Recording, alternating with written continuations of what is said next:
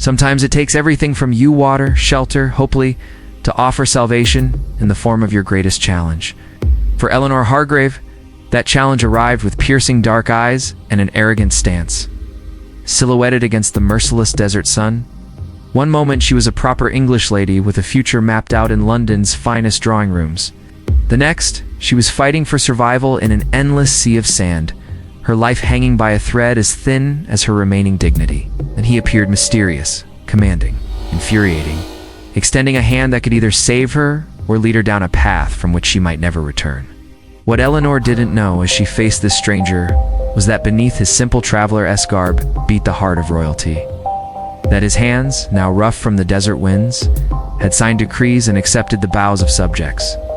That the eyes studying her with such intensity had been trained since birth to see through deception and weakness. She only knew that something in his gaze made her feel more alive than she had in years, even as she stood at death's door. Their clash of wills beneath the scorching sun would ignite something neither expected.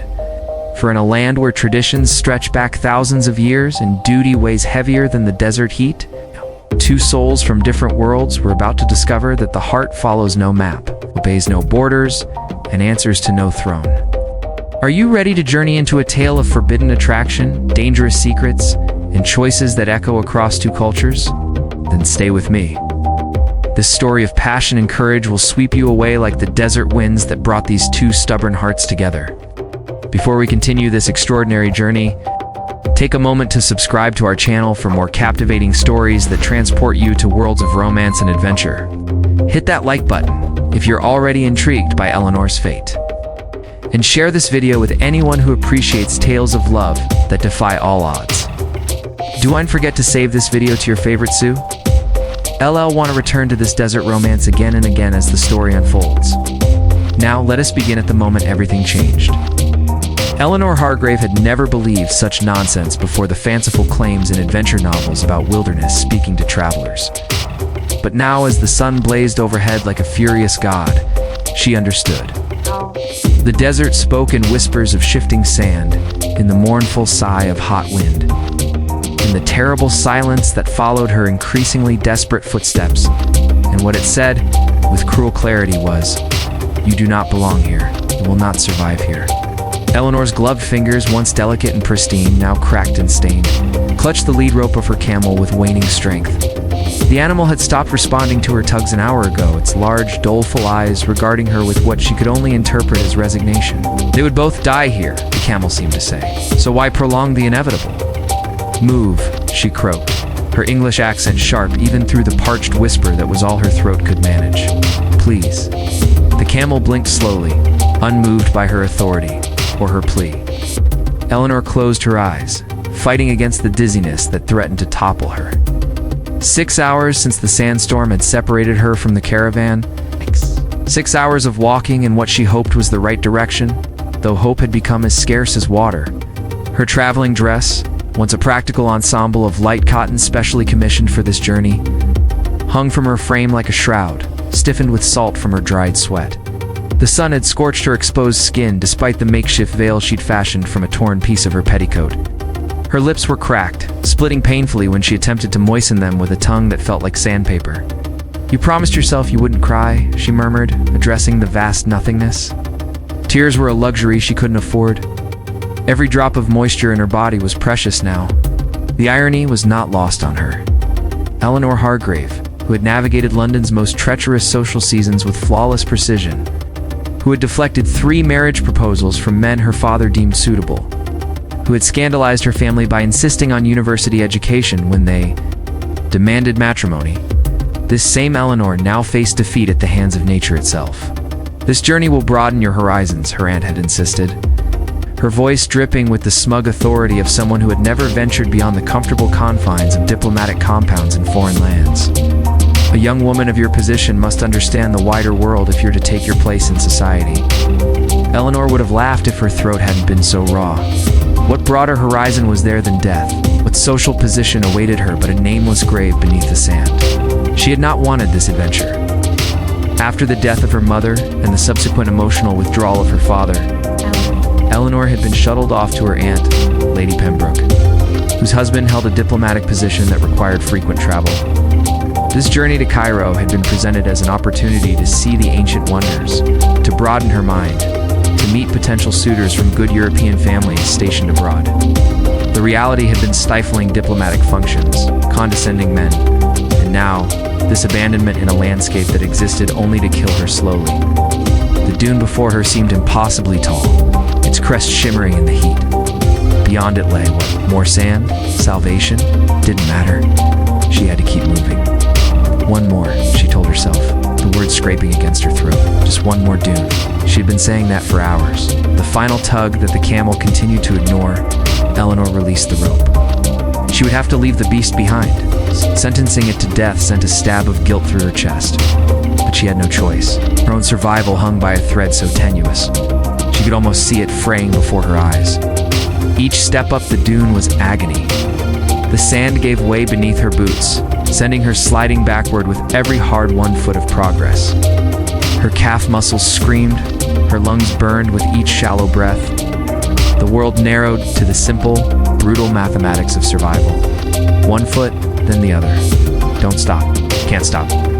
When she finally reached the crest, Eleanor fell to her knees, the coarse sand biting through the torn fabric of her dress. As she raised her eyes, prepared for the crushing sight of more endless desert, and saw nothing but sand stretching to the horizon. Something broke inside her then. A sob tore from her throat, the sound alien and frightening in the vast silence. She had been a fool to hope. This land did not grant mercy to outsiders, especially not to women who had defied their families, their society, their God-given place in the world. As the world began to blur at the edges of her vision, Eleanor became aware of a distant sound. At first, she thought it was her own heartbeat, amplified by her failing senses. But it grew louder, more distinct, a rhythmic pounding that vibrated through the sand beneath her knees. Hoof beats. With effort that seemed superhuman, she raised her head. The horizon wavered in the heat haze, but there was movement. A dark shape, growing larger. A rider approaching at a gallop that seemed impossible in this terrain. Hope flared, dangerous and painful. Eleanor tried to stand, to wave, to make herself visible, but her body refused to cooperate. The best she could manage was to straighten her spine, to lift her chin in what might be her final act of dignity. The rider drew closer, and details emerged through her haze of exhaustion. It's a magnificent Arabian stallion, black as midnight, its coat gleaming with sweat, but its stride powerful and sure. Its rider, tall and imposing, wore traditional desert garb, a dark robe that billowed behind him like wings. His face obscured by a tagelmust wrapped around his head, leaving only his eyes visible. Those eyes, even at a distance, even through her compromised vision, Eleanor could feel their intensity. They were fixed on her with an expression she couldn't decipher. The stallion slowed to a stop 20 paces from her, its nostrils flaring, steam rising from its heated body. For a long moment, rider and horse remained perfectly still, as if they were an apparition she had conjured from desperation.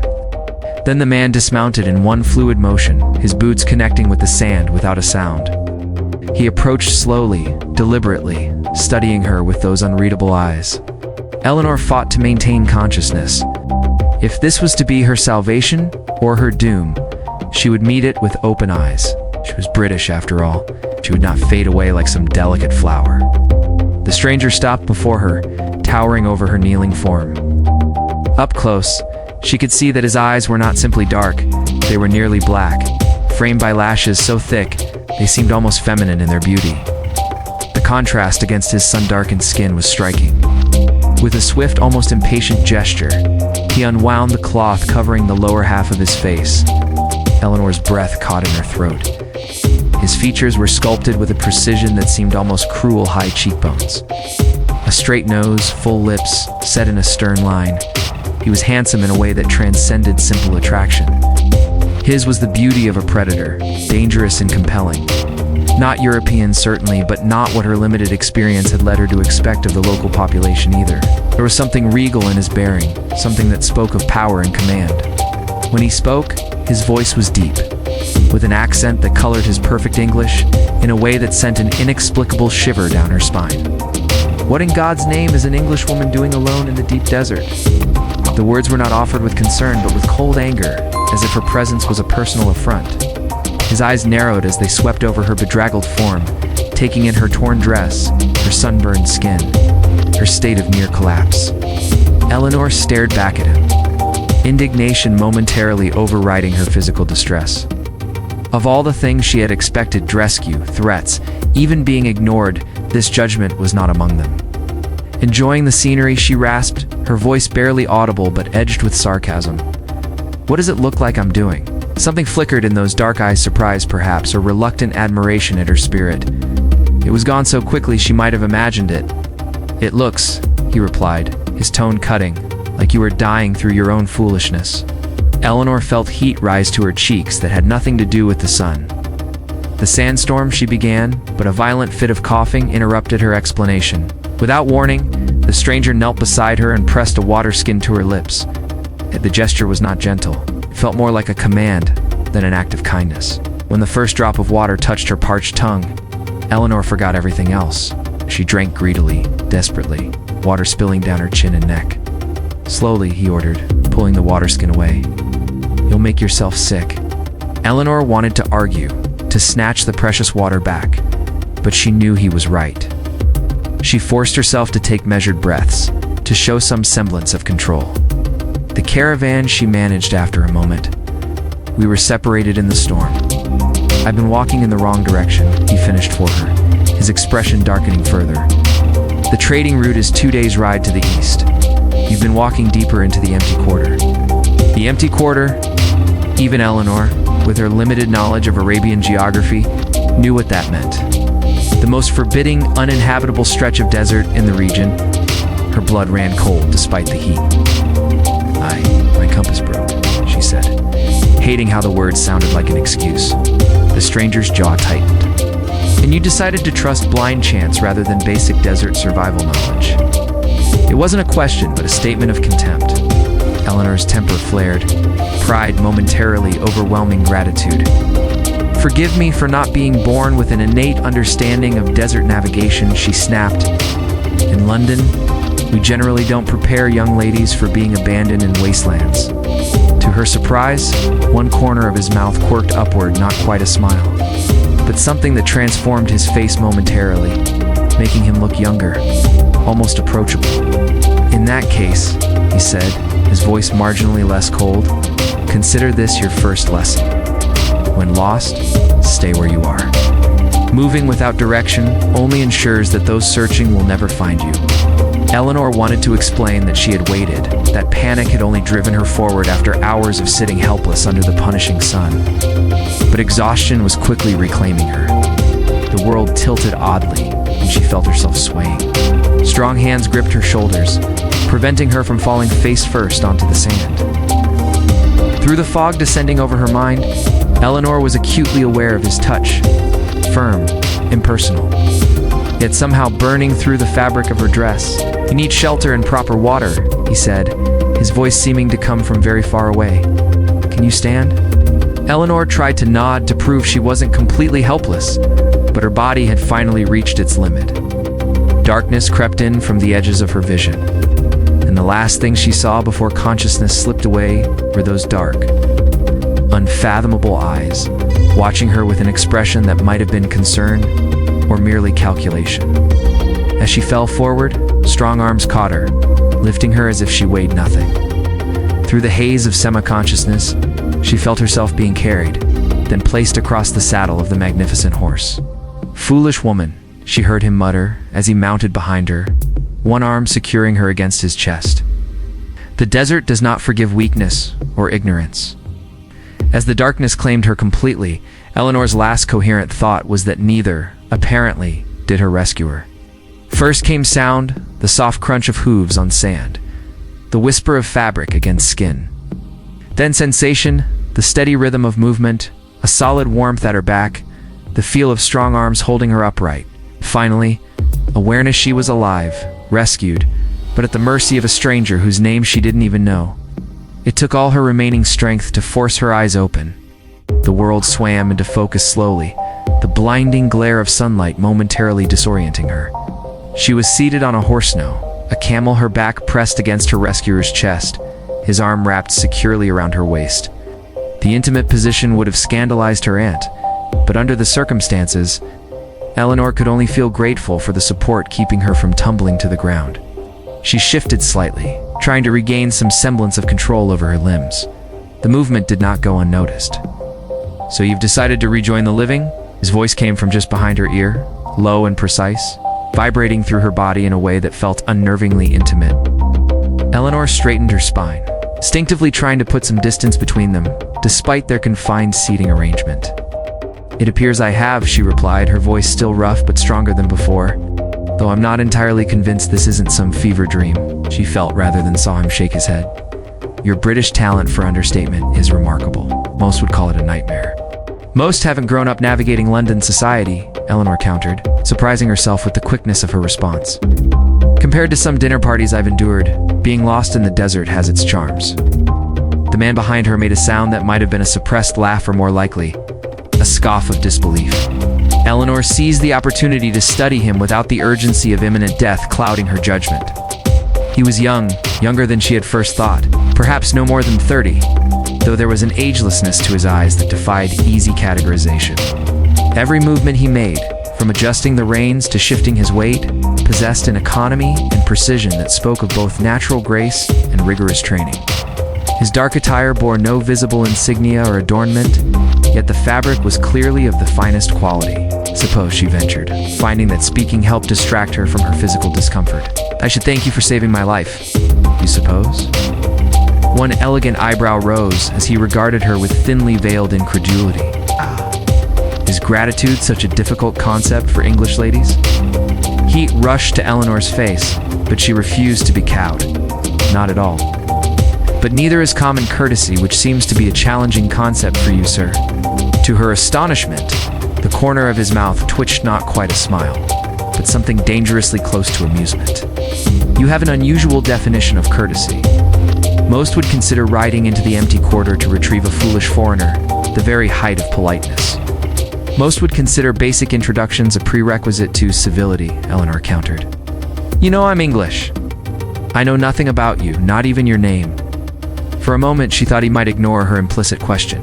His eyes scanned the horizon as if seeking answers, or threats in the shimmering distance. When he finally spoke, his tone had lost some of its edge. "Amir?" Eleanor waited, expecting Mara family name, a title, some indication of his position. When nothing followed, she prompted, "Just Amir?" His eyes, when they returned to her face, had hardened again. "That is all you need to know." Such abruptness would have been considered the height of rudeness in London. Eleanor found herself torn between indignation and curiosity. There was something deliberate in his reticence. Careful guarding of information that suggested his identity was something worth concealing. "Do you always travel alone?" she asked, the question emerging more boldly than she had intended. Fueled by a genuine desire to understand this enigmatic man who had appeared seemingly from nowhere to save her, "That is not your concern." The curtness in his voice was unmistakable. "It becomes my concern when my life depends on your judgment," Eleanor replied, refusing to be silenced by his brusqueness. A pause. Then, "Amir," as if repeating his name constituted all the explanation she deserved. "Amir," she echoed, turning the name over as one might examine an unfamiliar gem, without a family name or title.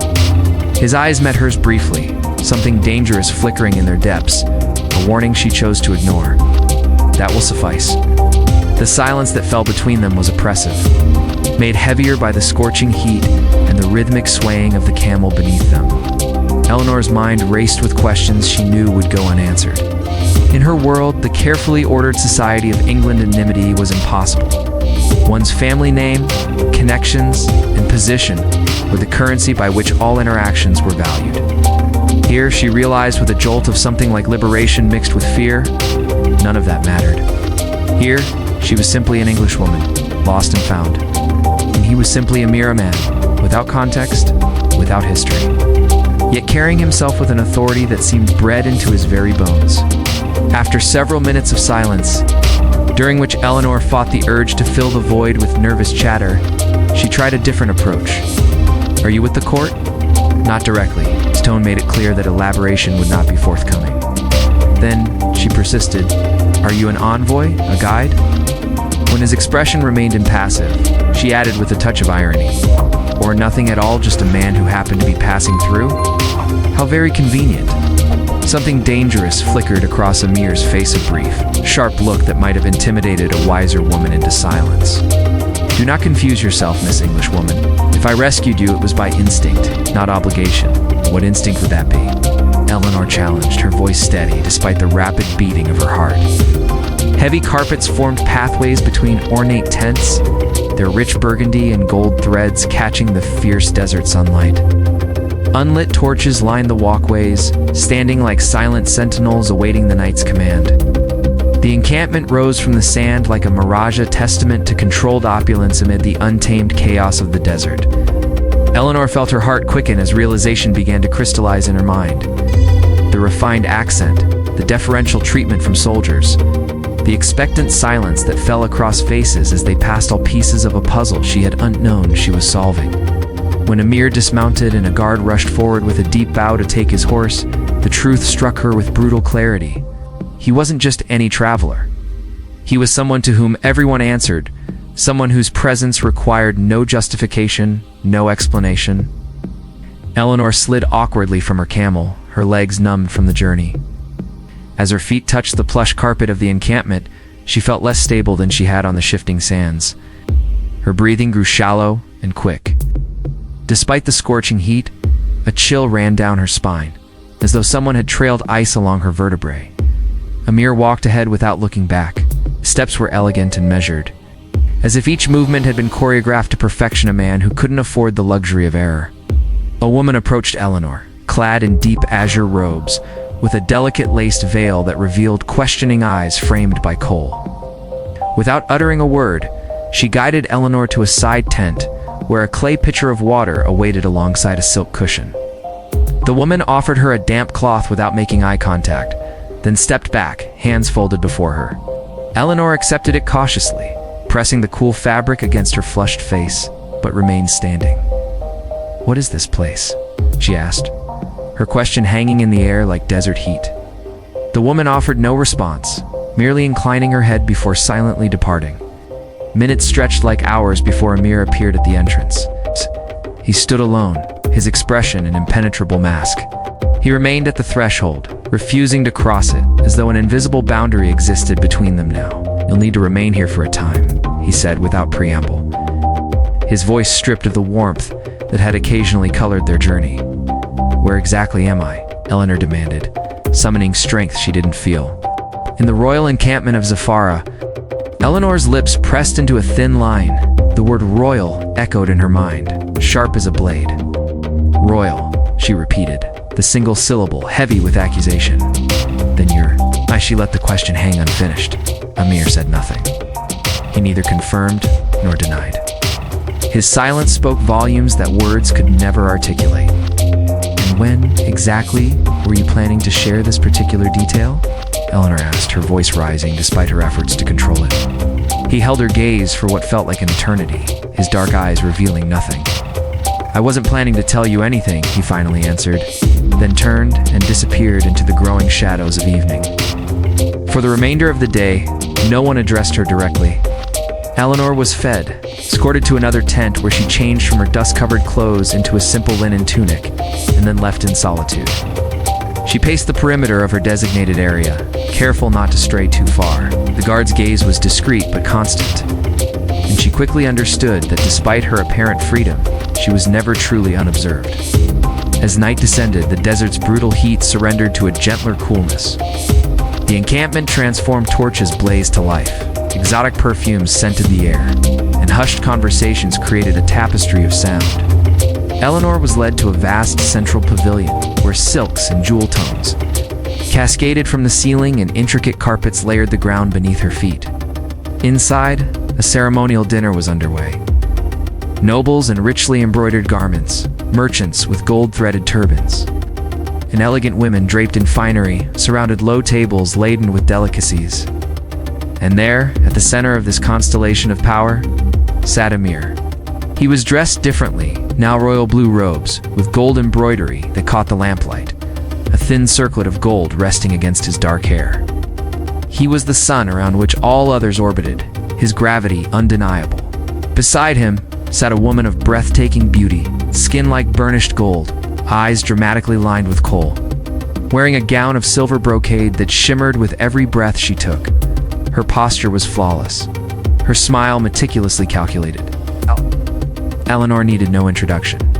This was Liana Amir's betrothed. A servant guided Eleanor to a peripheral seat, far from the circle of attention but close enough to observe. Though the food was exquisite, stuffed with nuts and honey, spiced lamb that melted on the tongue, rice perfumed with saffron and cardamom, and the air filled with sweet music from instruments she couldn't name, Eleanor felt misplaced, like a discordant note in an otherwise perfect symphony. Throughout the evening, Amir never once looked in her direction. The courtiers, however, observed her with poorly concealed suspicion. Conversations faltered when she passed near. Soft laughter from the court ladies wasn't innocent, but laden with meaning she couldn't decipher. Eleanor forced down another bite, anger mingling with humiliation that burned hotter than the midday sun. She had been a fool, traveling alone with a man she knew nothing about, trusting to Isley, allowing herself to be swept into this gilded cage. As the meal concluded and musicians changed their tempo, Eleanor rose, intending to retreat to her tent. Before she could take a step, a presence materialized beside her. Liana, silent as a hunting cat. Her perfume was rich and heady, her smile polite yet devoid of warmth. She leaned slightly toward Eleanor, close enough that no one else could hear. "Enjoy your stay, foreigner," she murmured, voice honeyed poison, "because very soon you will not be welcome here." The next days passed like wading through thick fog. Despite the apparent courtesy of her surroundings, every corner of the encampment reminded Eleanor of her status as an intruder. No one treated her with outright hostility, but neither did they offer warmth. They watched her with the wary respect one gives to a sleeping serpent ready to strike should it stir. Confined to the edges of encampment life, she was permitted to wander under veiled surveillance. Eleanor moved aimlessly between tents, feigning indifference to furtive glances. Observing from a distance the rituals that unfolded with each passing day, prayers directed toward Mecca at sundown. Tea ceremonies where hands spoke more eloquently than words. Morning training sessions where young soldiers practiced with gleaming sabers under the merciless sun. It wasn't merely geography that made her feel so far from home. It was the air dense with secrets, the invisible politics woven between soft smiles and measured silences. And amidst it all, Emir, his figure always present, yet unreachable, haunting her thoughts like an inescapable shadow. She glimpsed him in corridors, heard him from afar giving instructions, always proper, always contained. Yet something in him had begun to feel discordant with this facade of control. Eleanor perceived it in minute details, how he paused briefly before entering his tent.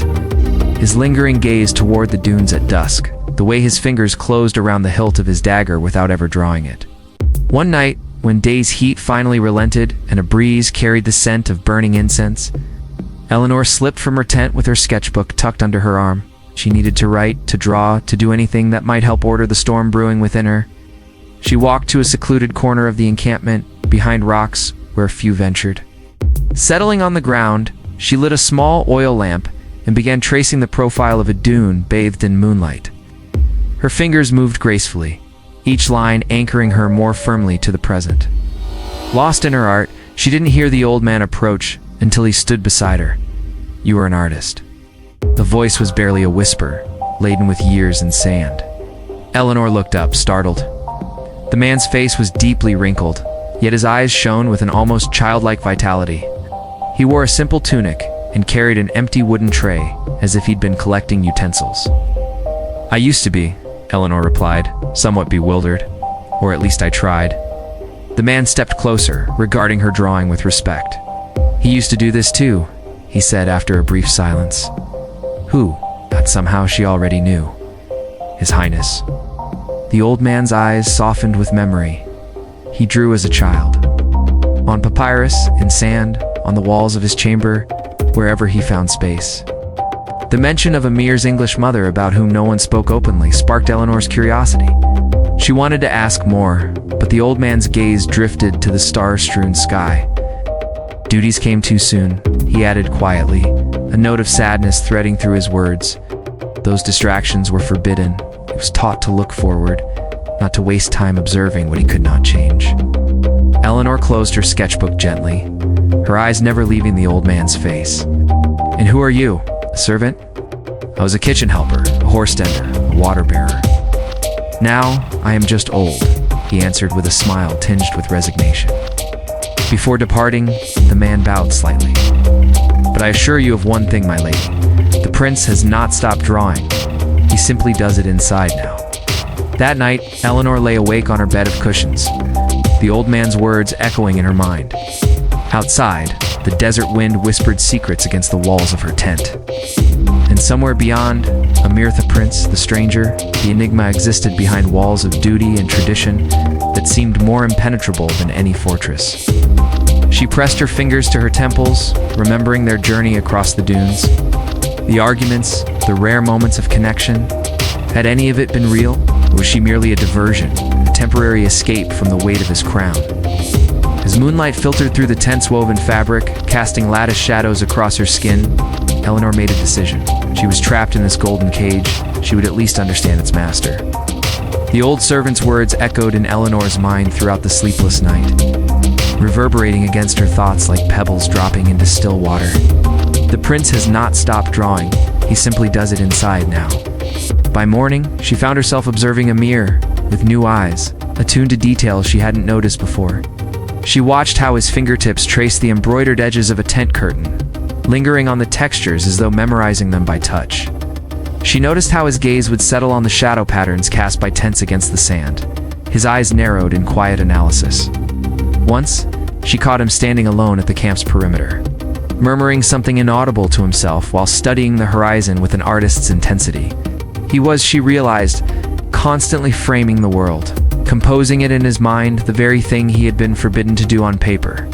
5 days into her strange captivity, on an unusually quiet afternoon, when the desert heat had driven most of the encampment to seek refuge in the shade, Amir approached her without warning.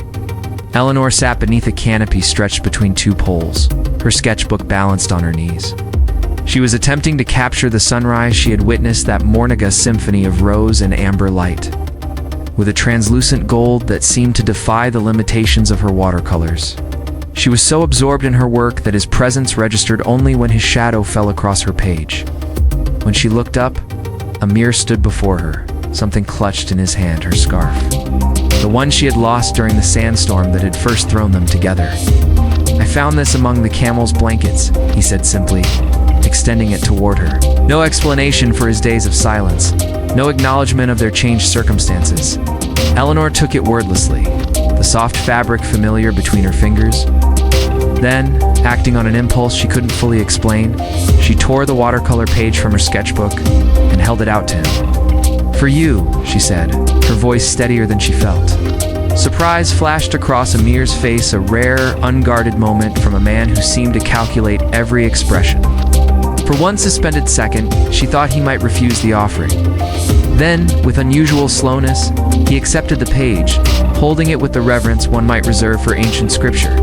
He said nothing, but the way his eyes lingered on the colors, tracing each brushstroke, spoke volumes.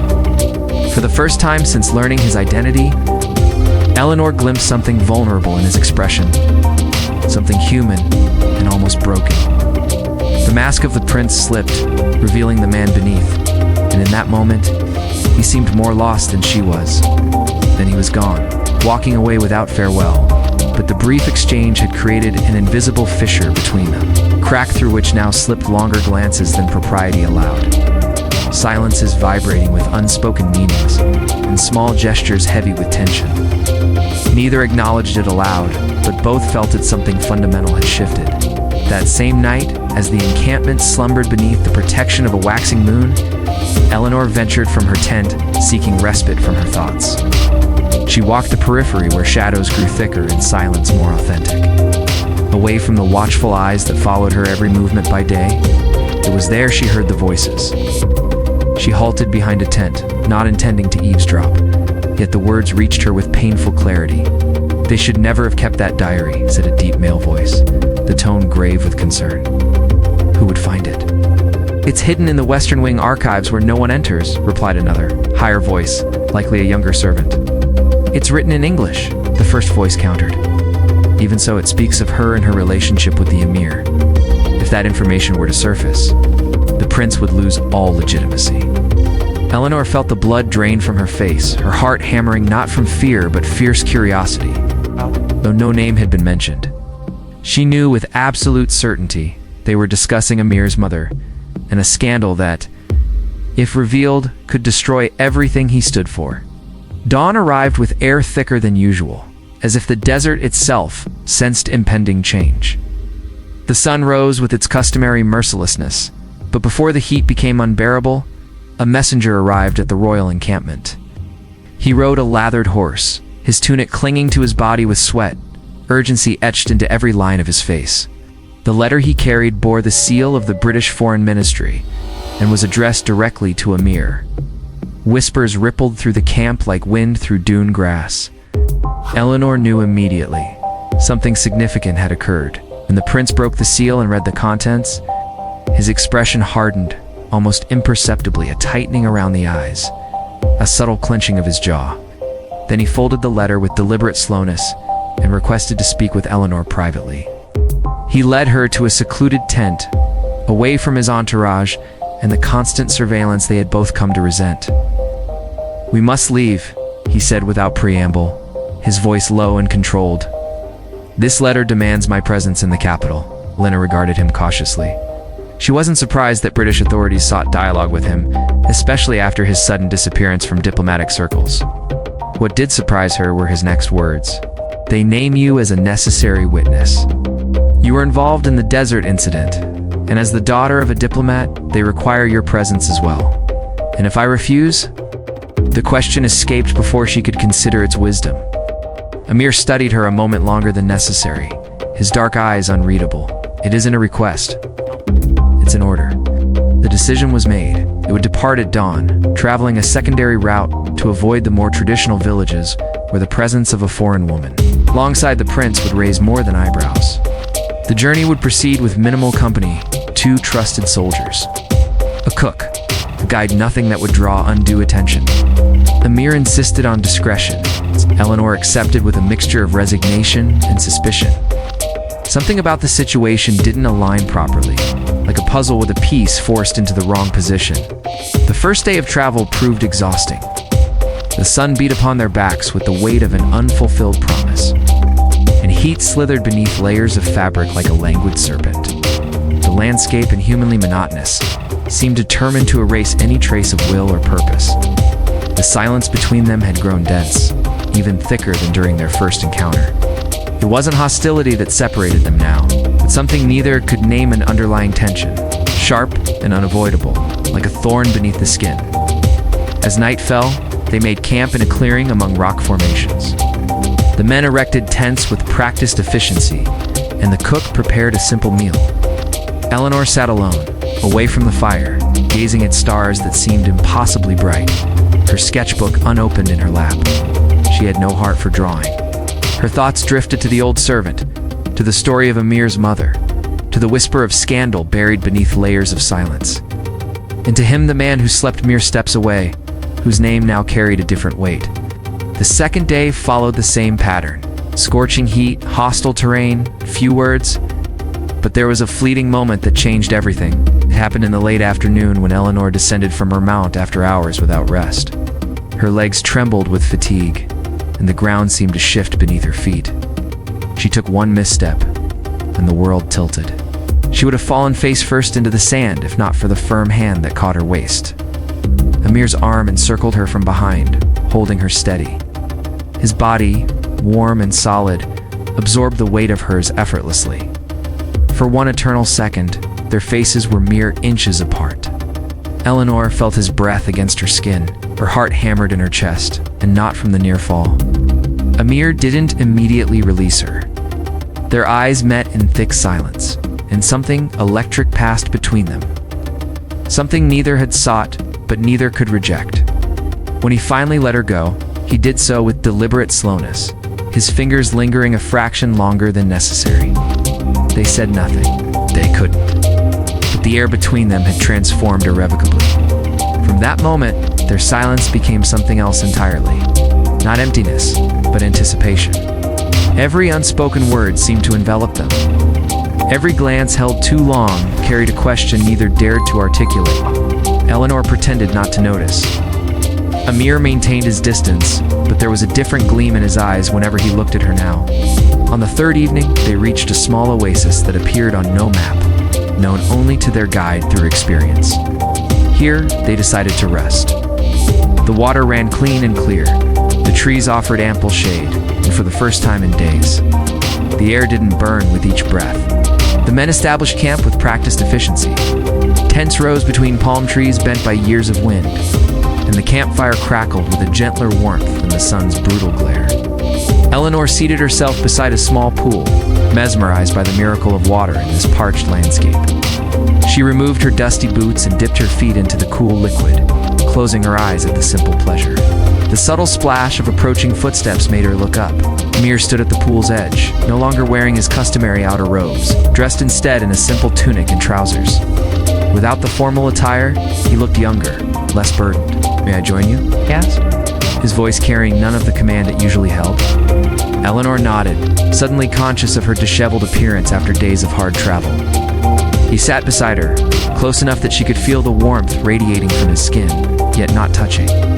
For several minutes they sat in companionable silence, watching the stars emerge one by one in the darkening sky. "Eleanor," he finally said, her name sounding different in his accent, almost musical.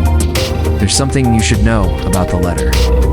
She turned to face him, struck by the unusual uncertainty in his expression. "There is no summons from the British authorities," he confessed, his voice barely above a whisper. "I created it." "What?" The single word conveyed all her confusion and budding anger. "Why would you?" "Because returning to the royal encampment had become dangerous for you," he interrupted, his eyes serious. "Ah!" "And perhaps for me as well." Laner stared at him, trying to process this revelation. "The diary they spoke of, it's about your mother, isn't it?" His sharp intake of breath confirmed her suspicion. "You heard them?" "Yes." "What scandal could be so terrible that it threatens your position, even now?" Mir looked away, focusing on the water rippling around their feet. "My mother was not just English. She was a scholar who came to study our ancient texts. She and my father, the relationship was forbidden from the beginning. When they married in secret, and she bore a son, might created a rift in the royal family that has never truly healed. But surely that's in the past," Leonard pressed, sensing there was more. "The past has a way of reaching into the present," he said quietly, "especially when there are those who benefit from exposing old wounds." His words hung between them, heavy with implication. Eleanor suddenly understood the real reason for their hasty departure, the minimal escort, the secondary routes. "We're not going to the capital, are we?" she asked, though she already knew the answer. Amir's eyes met hers, and in them, she saw something she'd never expected: fear. Not for himself, but for her. "No," he admitted, "we're going somewhere they won't think to look for us. Somewhere my mother once found sanctuary." Eleanor should have felt betrayed, manipulated. Instead, an unexpected thrill ran through her. Whatever lay ahead, they faced it together, now prince and captive, desert survivors, reluctant allies, and perhaps something more complex than either was ready to name. As darkness enveloped the oasis, the boundaries between them of culture, position, and proprieties seemed to dissolve like mirages in the desert heat. Sleep eluded Eleanor as she lay in her tent, every muscle in her body aching from the journey. Yet it was her thoughts that truly denied her rest. The images of the past days kept flashing before her eyes, the endless sand, the scorching sun, and Amir's piercing gaze that seemed to reach into the depths of her soul. With a sigh, she rose from her makeshift bed and slipped out of her tent, careful not to disturb the silence that had settled over the oasis camp. The desert night embraced her with its unexpected coolness. She welcomed the kiss of the gentle breeze against her flushed skin as she picked her way among the scattered rocks toward the shimmering pool. The moon hung overhead, perfectly round and luminously pale, casting silver ripples across the water's surface like 1,000 whispered confidences. Eleanor knelt by the water's edge, mesmerized by the dance of light. She cupped her hands, ready to splash her face, when a subtle sound of displacement of air, a shifting of sand, made her freeze. Her heart jumped to her throat. She turned, scanning the darkness, but found nothing except the whispering palms. Taking a steadying breath, she moved forward again. Then another sound, more distinct this time, closer, deliberate. Before she could call out, a shadow emerged from between the tents, silent as death itself. Mir stood before her, dagger drawn, his body a coiled spring of tension. In one fluid motion, he positioned himself between her and the direction of the sound, his eyes never leaving the darkness beyond the camp's perimeter. "Don't move," he whispered, his voice barely audible yet filled with authority. "We are not alone." Eleanor froze, suddenly aware of how vulnerable they were away from the main camp. She could feel the heat radiating from Amir's body, so close to hers, so protective. His scent, a mixture of sandalwood, desert air, and something uniquely his, enveloped her, making her dizzy with awareness. Long moments passed in tense silence. Then, gradually, Amir lowered his weapon, the rigid line of his shoulders relaxing incrementally. "Just desert jackals," he said, his voice still low, drawn by the food scraps. As if on cue, two lean shadows darted between distant palms, confirming his assessment. Yet the tension between them didn't dissipate with the threat. If anything, it intensified, morphing into something electric and dangerous. Standing there in the moonlight, with only inches separating them, Eleanor felt as though she stood at the edge of a precipice. One wrong move, and she would fall into something from which there would be no return. Amir seemed to sense it too. His eyes, when they finally met hers, were guarded. Without another word, he sheathed his dagger and turned away, leaving Eleanor alone by the water, her reflection staring back at her with questions she dared not answer. The next morning brought a sun that seemed determined to scorch away any evidence of their midnight encounter. The caravan resumed its journey as if nothing had happened, but everything had changed. Eleanor felt it in the careful distance Amir maintained, in how he issued orders through subordinates, rather than addressing her directly. In the studied neutrality of his tone, when circumstances forced interaction. This wasn't genuine coldness. It was deliberate, a wall hastily erected during the night. "Water rationing must be stricter today," one of the soldiers informed her, clearly relaying Amir's instructions. "The prince says the next water source is farther than expected." Eleanor nodded, keeping her expression impassive while inwardly flinching at this new formality. The prince, not Amir.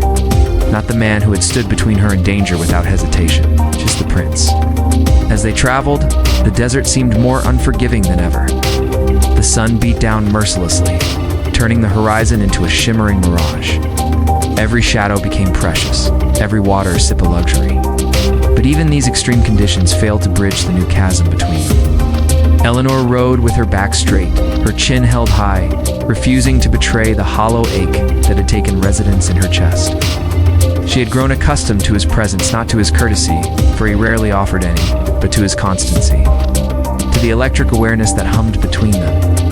Now that he had withdrawn, she felt an echo, a persistent absence that grew more pronounced with each passing mile. No more shared meals or water skins. No more accidental brushes of hands or lingering glances. Only the uncomfortable silence of two souls trying too hard to act. Like strangers when they had seen too much of each other's truth. By the third day, signs of civilization began to appear on the horizon-low hills. Scattered vegetation, the occasional evidence of human passage.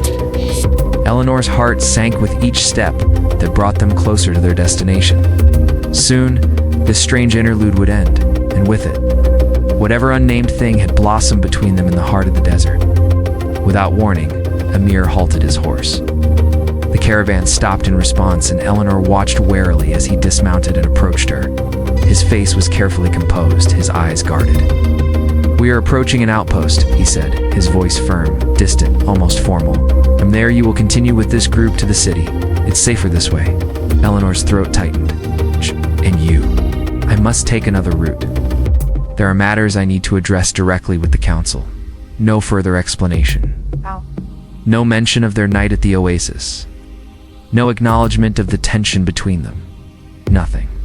"I understand," she replied, swallowing her disappointment, her confusion, her anger.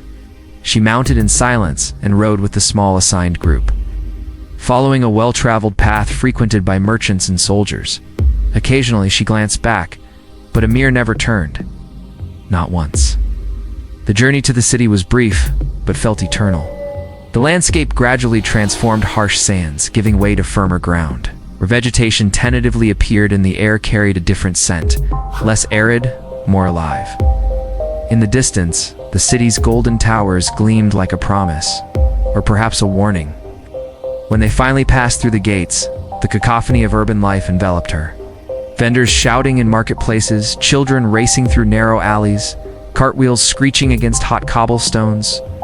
Eleanor was escorted directly to her aunt's residence in the diplomatic quarter, where walls stood tall, doors displayed intricate carvings, and servants spoke with British accents acquired through years of service. The whispers began the moment she crossed the threshold. "Miss Hargrave? Where has she been? They say she traveled with the prince. Alone? How is that possible?" The servant's eyes followed her through corridors, feigning indifference, but watching intently. Diplomats greeted her politely, but avoided being left alone with her. Her reputation hung by a thread, she realized. One wrong word could sever it completely.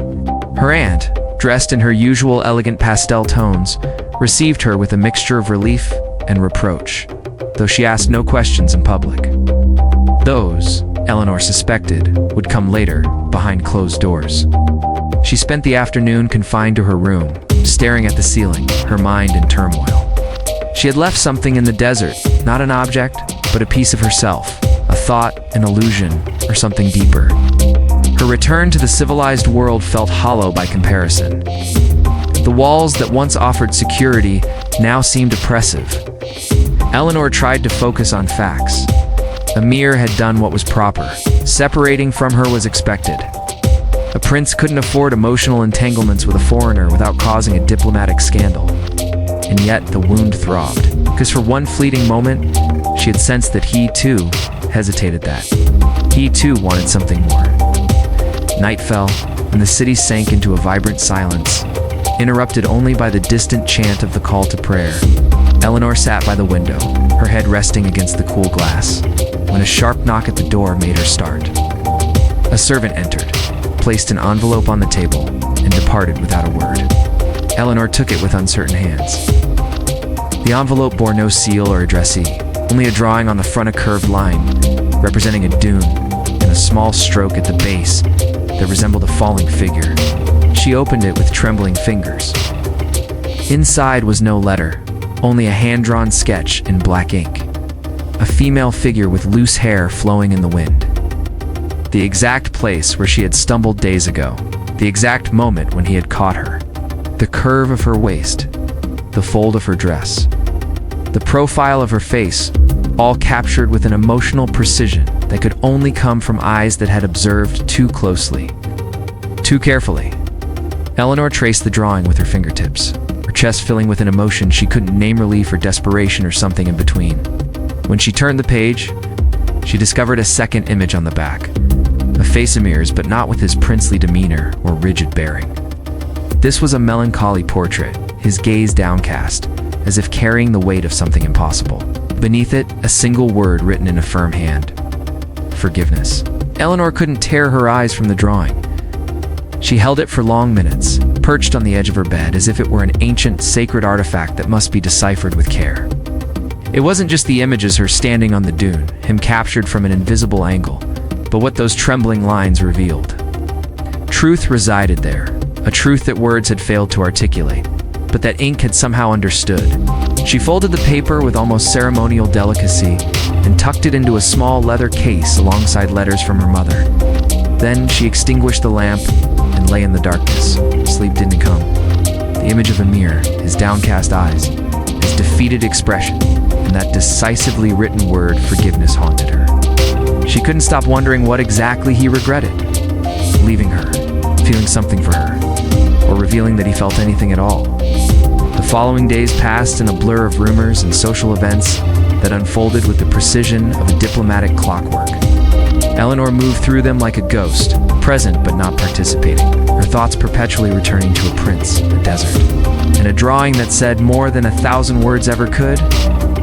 Each night, she took out the sketch, studying the lines as if they might rearrange themselves to offer answers.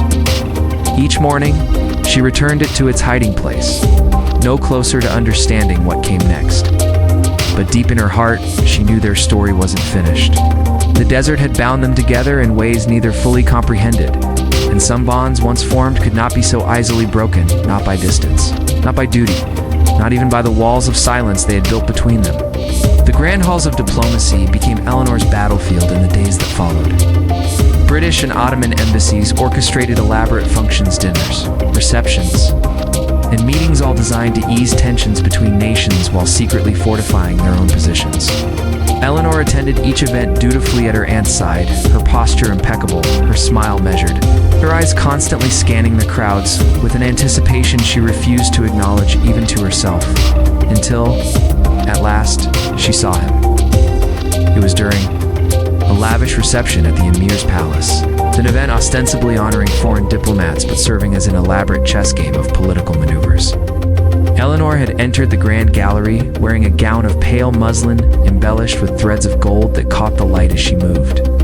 The marble walls gleamed beneath crystal chandeliers, and ornate fountains cast dancing reflections onto ancient tapestries that told stories of conquest and glory. She felt exposed, vulnerable, a foreign element in this intricate tableau of power and tradition. Then across the vast expanse of the hall, through a sea of silks and jewels and calculated smiles, her eyes found his. Emir stood at the opposite end of the room, surrounded by important figures, ministers, dignitaries, men of influences. Somehow apart from them, his ornate formal attire did nothing to diminish the strength in his shoulders or the intensity in his bearing. He wasn't speaking. He wasn't smiling. He was simply watching her, his gaze unwavering and unmasked. In that moment, everything else melted away. The murmur of political conversations, the delicate notes from the citharas, the soft footfalls on marble floors, all of it receded until there was nothing but the invisible thread stretching between them, vibrating with unspoken words. Neither moved toward the other. They didn't need to. The distance between them was simultaneously infinite and non-existent. Eleanor felt something within her surrender. For days she had maintained the fiction that what had occurred in the desert, the oasis, under stars that seemed to witness something even she couldn't name it, nothing. But standing there, caught in his gaze across a room designed for diplomacy, not honesty, she realized the futility of lying to herself. They maintained their distance throughout the evening, orbiting each other like celestial bodies, aware of every shift and movement, but never drawing closer. Eleanor performed her social duties flawlessly, conversing with diplomats' wives, laughing at ambassadors' anecdotes, sipping wine she barely tasted. Yet beneath this perfect veneer, her skin seemed to burn with awareness, as if Emir's eyes had left a physical mark wherever they rested upon her. As the reception began to wind down, with guests departing in formal bows and hollow pleasantries, a servant approached Eleanor discreetly. Without a word, he presented her with a folded note, then vanished back into the crowd before she could react. Eleanor opened it with deliberate calm, though her fingers trembled slightly. Inside was a single line written in elegant Arabic script, with a careful English translation beneath. "Would you grant me a few moments in the gardens?" Her heart leaped painfully against her ribs. She glanced across the room, but Emir was no longer there. The rational part of her mind, the part shaped by British propriety and diplomatic caution, told her to ignore the note. Ow! To return to her aunt's residence, to forget the prince in the desert and everything that had passed between them. Instead, she slipped the note into her sleeve and made her way toward a side exit, where another servant waited to escort her.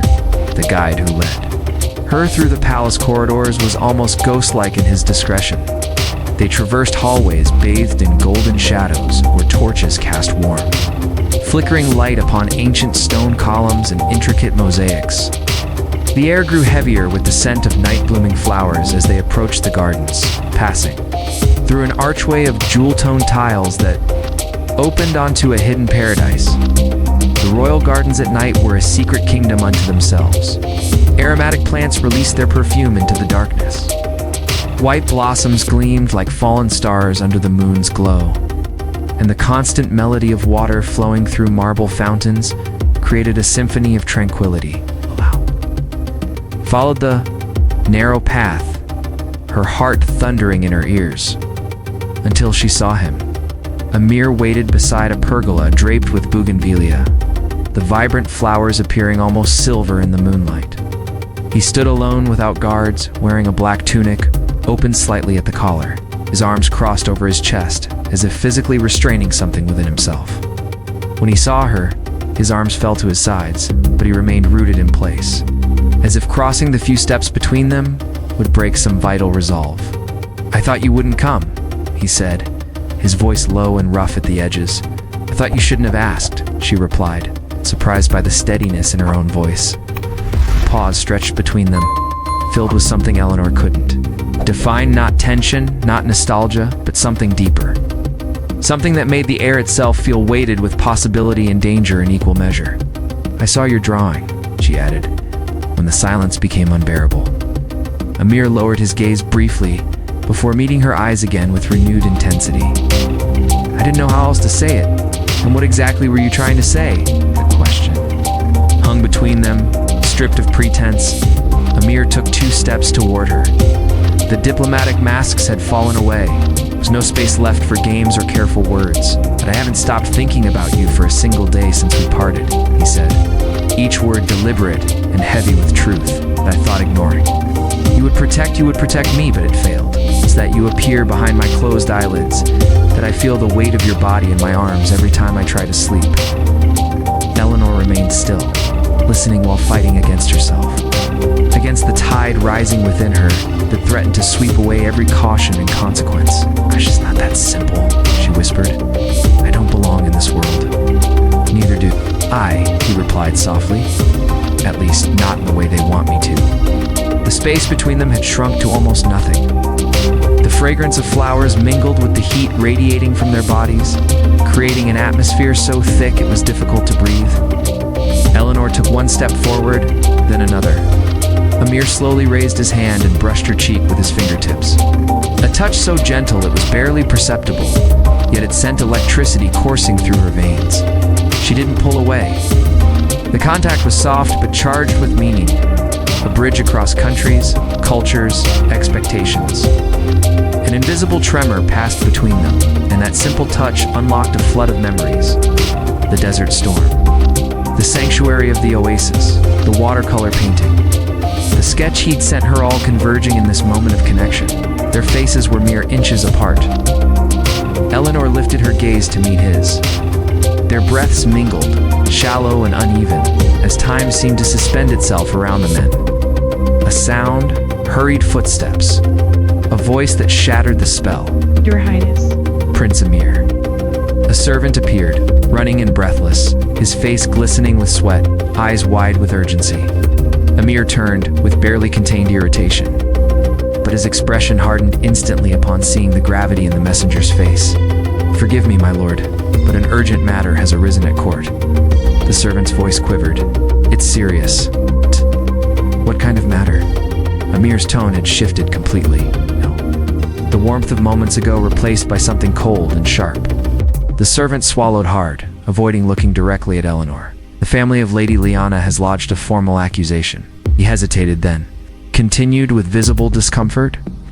"They claim that this lady," he glanced at Eleanor for only a second, "has attempted to seduce you to destabilize the alliance between kingdoms. They demand her immediate expulsion." Emir went completely still, seconds stretched like a thread about to snap. He turned toward Eleanor slowly, his brow furrowed, jaw clenched. The political prince replacing the man of moments ago before her eyes. She knew what was at stake. She knew that if he didn't act, if he said nothing, she would be escorted from the palace before dawn, and this time there would be no drawing. No word that could mend what would be broken. The scandal erupted like wildfire in a drought-stricken field.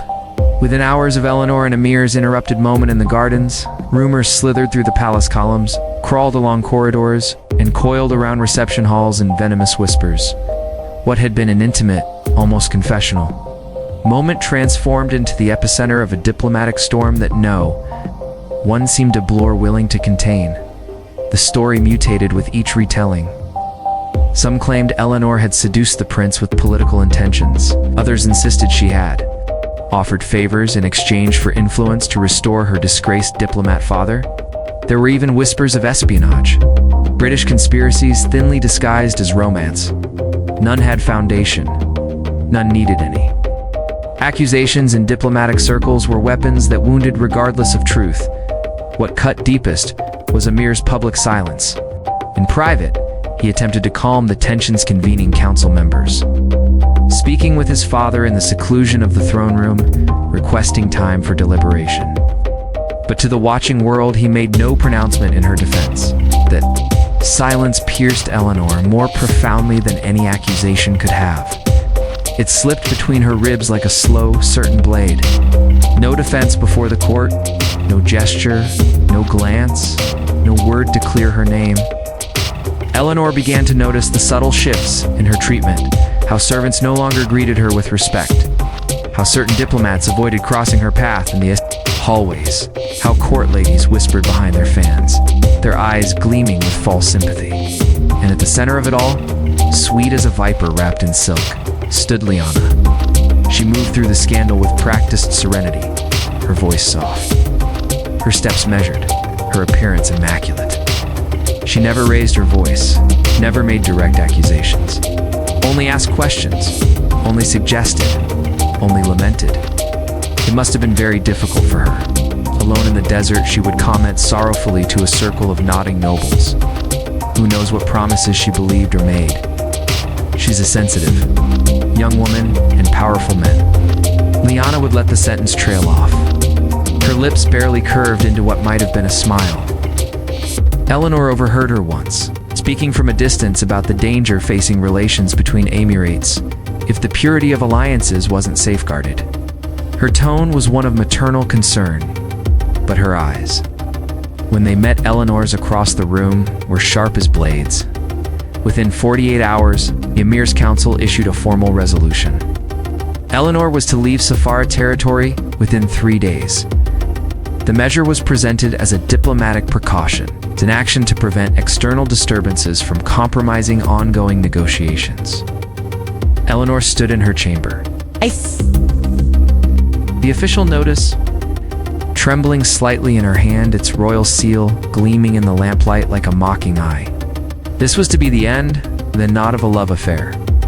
For whatever had sparked between her and Emir had barely begun to take shape, but of possibility itself, of what might have been. She placed the notice on her desk and walked to the window, gazing out at the city that had so briefly been her home.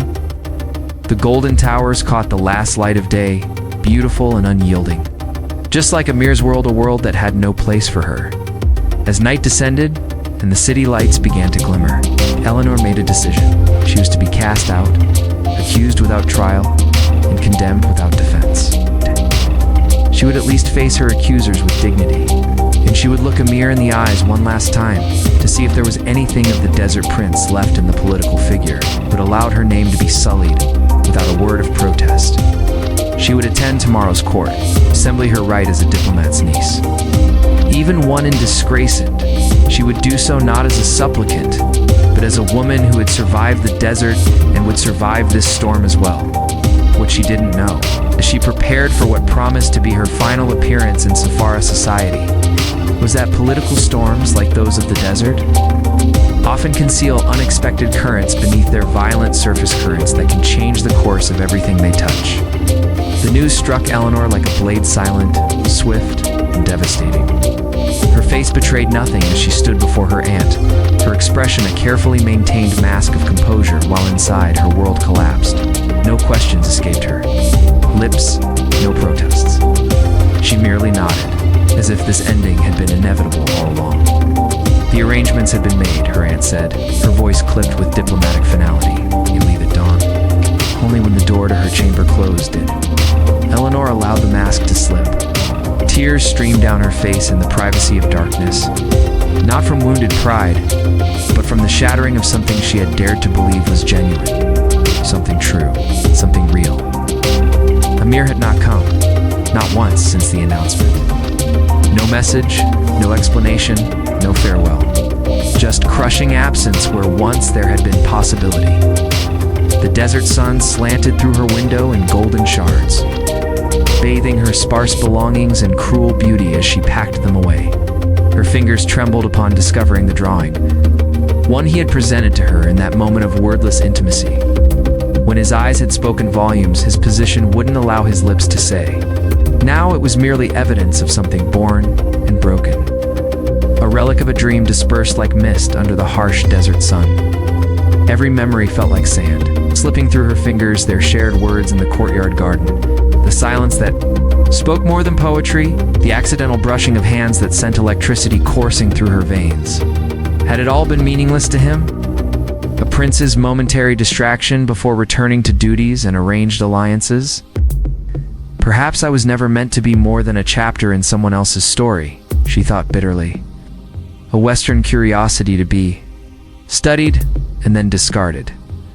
When morning arrived, Eleanor stood in the grand foyer of the residence, her spine rigid as steel. Her aunt approached, her expression not unkind, merely cautious, the look of someone who had witnessed too many diplomatic casualties to risk sentiment. "I understand your disappointment," she said softly, adjusting Eleanor's shawl with practiced hands. "But you must understand, my dear. The politics of Safara are delicate. Prince Amir has responsibilities that transcend personal inclinations." "I understand perfectly," Eleanor replied, her voice steady despite the hollow ache behind. Her ribs. "Duty above all else. It's the foundation of diplomacy, isn't it?" Her aunt's eyes softened momentarily. "Not all duties are chosen, Eleanor. Sometimes they're thrust upon us from birth." A servant announced the carriage's arrival, breaking the moment. Eleanor stepped into the blinding sunlight with measured steps, though each one felt heavier than the last. The residence staff lined the pathway, their expressions carefully neutral. Not one familiar face among them belonged to Amir. The carriage. Door closed with a thud that echoed in her chest. As the wheels began to turn on the stone path, Eleanor closed her eyes and inhaled deeply, willing herself to maintain composure. To be the daughter of an English diplomat, poised, unbroken, dignified even in retreat, the vehicle lurched forward, carrying her away from the diplomatic compound where her heart had betrayed her. The ornate gates with their intricate ironwork grew smaller behind her, and with them, all possibilities of what might have been. Looking back would be acknowledging defeat. As the carriage navigated the winding road down from the hilltop residence, Eleanor shifted uncomfortably, feeling something crumpled beneath her skirts.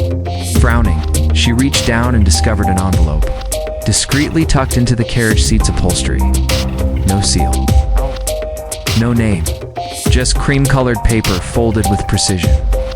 Her heart hammered against her ribs as she carefully unfolded it, revealing a single sheet with one line of text. The black ink was fresh, the handwriting unmistakable. She had seen it on diplomatic documents, and watched those elegant fingers creating these very strokes. Nothing was a lie. "But I cannot yet choose you." Eleanor read the words once, twice, 3 times, each repetition sending a fresh wave of pain through her chest. She pressed the paper against her sternum as if to stop a wound from bleeding. Was this meant as comfort or cruelty? A promise or merely justification? The ambiguity tore at her worse than absolute rejection ever could. She could not yet choose. Her? What hollow hope was she supposed to extract from that single word? What comfort in knowing he acknowledged the truth of their connection, but lacked the courage to honor it? The carriage continued its journey across the endless desert, each rotation of its wheels putting more distance between Eleanor and the palace of Safara. Outside the window, golden dunes stretched to the horizon like a frozen ocean, beautiful and unforgiving. The rhythm of the carriage wheels seemed to mock her with their steady cadence. Not yet, not yet. The linen curtains danced with the hot breeze, occasionally revealing glimpses of the desolate landscape. Eleanor sat rigidly upright, hands folded in her lap, eyes fixed on the hypnotic sway of sand. Days had passed, or perhaps hours' time had lost meaning since leaving Safara. The only constant was the dull ache in her chest that neither movement nor heat nor silence could ease. Her reflection in the glass was a stranger hollow-eyed, pill-cheeked lips pressed into a thin line.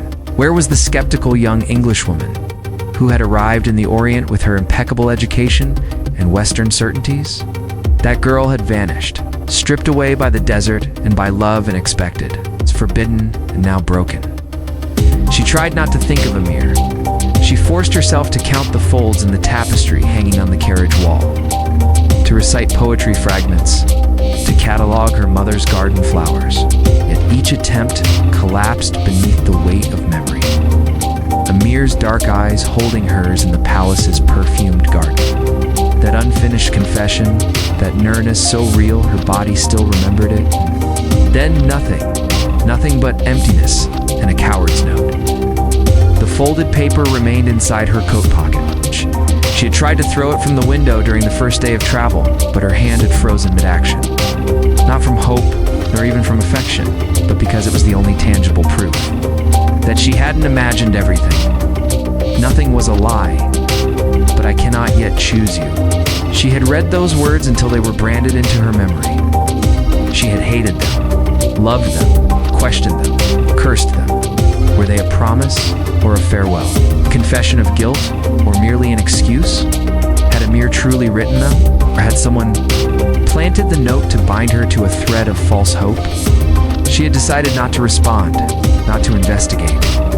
If he had truly loved her, he would have done more. He would have fought for her. But he had not. Many miles away in the silent confines of Safarah's palace, Prince Amir remained sequestered, invisible to the court. What had once been controlled strength was now complete withdrawal. The rooms in the north wing where he resided were closed to visitors. The only sounds escaping them, the frustrated complaints of advisors who called him obstinate, imprudent, even. His father, Sultan El-Amir, had uttered those same words, striking his cane against the marble floor as he demanded a clear answer about his son's loyalty to the kingdom. Safarah needs stability, he had declared, his weathered face grave beneath. His silver beard, not sentimentality, not emotions. Amir had offered no response. He merely stood before his father, face serene but eyes hollow, voice sealed behind pressed lips. The diplomatic foundations were cracking, and scandal's shadows still loomed large over the court. Each day that passed without his public commitment to Lady Liana only heightened the tension flowing through the palace corridors like poison. Liana visited him each afternoon, bringing fresh fruits, herbal infusions, books of poetry. She spoke little, but effectively, gently reminding him that his silence affected everyone. That she too suffered the court's whispers and doubts. That she supported him but needed clarity. Mir responded with politeness so refined it cut like glass. He made no promises, initiated no contact, permitted no closeness. Each night, he wrote letters he never sent, one after another. Some began with Eleanor's name, others simply with you. Words amassed with desperation, only to dissolve in smudged ink. Sometimes he sat for hours before blank parchment, staring, as if waiting for it to speak for him. Eleanor's drawing remained on his desk without frame or protection. Gathering dust, bent at one corner, it was the only item he couldn't bear to touch since his return. Yet each night before sleeping, he would look upon it as though it simultaneously stole his breath and sustained him. The climate began to change. Northern winds blew drier across the kingdom. Nights turned cold, mornings veiled in soft mist that dissolved with the first rays of sunlight. The desert, even in its immobility, seemed to sense that something was dying. Alexandria welcomed Eleanor with a salt-laden breeze that tousled her hair and brought childhood memories rushing back. The Mediterranean stretched before her, vast and eternal, and for a moment, she longed to disappear into its depths. Instead, she clothed herself in what dignity remained and accepted an invitation to a diplomatic function at the English consulate. She knew she couldn't continue hiding without sparking more rumors, and deep within, something refused to let her vanish without proving she remained standing. She chose a simple dress of midnight blue, the precise shade of Safarah's sky at dusk. She arranged her hair in an elegant chignon, painted her lips with subtle color. No one would detect her shattered heart. No one would be permitted to see it. The carriage carried her through narrow avenues to a palace overlooking the sea. Lanterns cast their glow upon cobblestones, illuminating her path forward away from the desert, away from him, away from what might have been. As Eleanor ascended the steps to the consulate's grand entrance, she felt the weight of the note in her hidden pocket like a stone. She wouldn't discard it, not yet. Not until she understood why a prince who claimed to care couldn't choose a simple truth over complicated duty. Not until she learned whether yet meant someday or never at all. The doorman announced her name, and she stepped into the glittering ballroom, her shoulders squared, her expression composed. The sea breeze carried through open balcony doors, bringing with it the scent of possibility. Eleanor paused at the threshold, scanning the crowded room of diplomats and travelers. And then she saw him, a tall figure in traditional Arab robes, standing in hushed conversation with the British consul. Her heart stopped. Amir was in Alexandria. The palace gates loomed ahead like the jaws of an ancient beast, silent and unmoving. Amir pulled the hood of his cloak further over his head as his horse slowed beneath the blinding sun. No trumpets sounded, no servants greeted his return. Entrance was as unceremonious as his departure, precisely how he wanted it. Inside the stone corridors, the echo of his footsteps was the only sound. Advisors paused mid-conversation. Guards turned their heads, eyes wide with questions they dared not voice. He passed them all like a shadow reclaimed by its source. In the council chamber, tension awaited him like coiled smoke. The room, adorned with red silk banners and carved wood panels, was already filling with dignitaries and court officials. At the center, the crescent moon insignia of Safarah's royal lineage gleamed under the sunbeam that filtered through the domed. Amir stepped into the chamber, removed his cloak, stood tall in the garments of his heritage, deep crimson tunic trimmed in gold, the royal seal pinned above his heart. His arrival sliced through the murmurs like a blade. Every gaze turned to him at the far end. Sultan Elamir narrowed his eyes. "You return in silence," he said, voice calm but threaded with iron, as if your absence were nothing more than a passing breeze. Amir bowed, but only slightly. "I return because this silence is no longer acceptable." Gasps rustled across the room like dry leaves. Council members glanced at one another in unspoken alarm. Elamir's knuckles whitened on the head of his cane. "We are at the edge of a scandal," one of the elder advisors said, trying to wrest control of the moment. "The engagement to Lady Liana has been announced. The people await the official ceremony. To deviate now is to invite chaos." Amir's eyes swept the room. "You speak of chaos as if it is not already here, woven into your whispers and lies." Another murmur surged, louder now like an incoming tide. The Sultan rose, shoulders squared with the weight of tradition. "Explain yourself, Amir." He stepped forward, each word clear, deliberate. "For weeks you demanded my compliance. For months I endured a court built on pretense. I will no longer stand in a house where shadows wear crowns." From his tunic, he withdrew the papers Eleanor had read under the moonlight, evidence of forged letters, of coordinated defamation. He laid them on the council table like a judge placing a sentence. "This," he said, "is the foundation upon which you have built my future." The room froze. Council members leaned in. Whispers turned into accusations, questions, disbelief. One official tried to snatch the papers, but Amir's hand landed on them first. Eyes locked in warning. "You ask for obedience," he continued, while hiding the truth. Documents were altered. Orders were manipulated. Eleanor was framed so that I might be herded like a lamb toward an alliance I never consented to. Elamir's gaze did not waver, but the storm behind his eyes began to crack. "You would jeopardize the kingdom," he said slowly, "for a woman. I would risk it," Amir said, voice unwavering, "for the truth." A long silence fell, and then Liana entered. She stood at the chamber's threshold, like an apparition of grace, clad in ceremonial silks that shimmered in hues of desert rose and opal. Her eyes, always unreadable, locked on Amir's. "Is this your choice?" she asked softly. He turned to face her fully. "This is my truth." A small nod. No tears, no protest. Only a quiet dignity that seemed older than the room itself. I would have made a good queen. But, she said, you still might. He replied, the Sultan's cane struck the marble once. Loud, final. You understand, Elamir said, what this means? I do. You renounce your claim? I renounce the lie. A thunderous stillness filled the chamber. For a moment, no one breathed. Then the Sultan turned to the guards, summoned the court scribes. Let it be recorded. Amir's chambers were emptied. His personal guards dismissed, his title stripped. Only his name remained. He walked the palace corridors, as if for the last time. The tapestries bore stories of ancestors he was no longer counted among. The servants bowed out of reflex, unsure if they still should.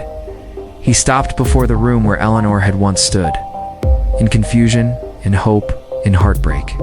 He touched the frame not in longing, but in closure. Outside, the city was glowing its domes bathed in amber light. Its people unaware that a prince had stepped out of legend and into exile.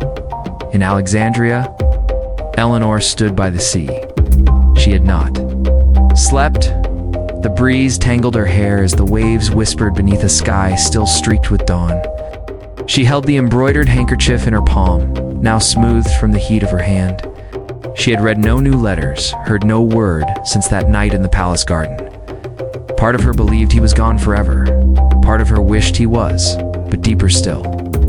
Buried beneath pride and caution was the ache of not knowing whether love, once broken, could be reborn not as fantasy, but as something real, something chosen. She turned to go, but a commotion near the harbor pulled her attention. A caravan approached. No parade, no guards, just a single rider, dust-stained and silent, leading a black horse through the city gates. The sun caught his profile just as he passed. Beneath the arch, her breath caught. It was him, but not the prince she had met in Safara. Not the man caged in silk and duty. This man wore exile-like armor, looked older, leaner, dust in his beard, tiredness in his shoulders, but something in his eyes had changed. It was no longer longing or torment. It was certainty, their eyes. Met across the distance, the world stilled. No one spoke. No one moved. It was a meeting not of lovers, not of dreamers, but of two people who had faced fire and chosen truth. They spoke that night on the rooftop of the inn, with the stars spilling like lanterns overhead and the sea humming below. I did not come to ask for anything, Amir said, only to give you what I owe. And what is that? She asked. Freedom and the truth. He told her everything about the confrontation, the renunciation, the cost. And then he fell silent. She looked at him for a long time. You've lost everything, she whispered. Not everything, he said. I still have a name. I still have a will. And I still have this. He reached into his cloak and pulled out a small object ring. Not one of royalty, but of old craftsmanship. It bore the symbol of the northern tribes as mothers. People. It was hers, he said. She wore it before she became queen, before she was chosen for power instead of love. Eleanor's fingers trembled slightly as she took it. What does this mean? It means I have nothing to offer you but myself. No title, no palace. Only the man I am. She looked at the ring, then at him. The silence stretched between them, as delicate as spun glass. I don't know what lies ahead, she said finally. Neither do I. But if we walk into it, she continued, we walk as equals. Amir smiled, for the first time in what felt like years. That's all I've ever wanted. They did not kiss. They did not make vows. They simply stood there, two souls carved. By fire, reborn by choice.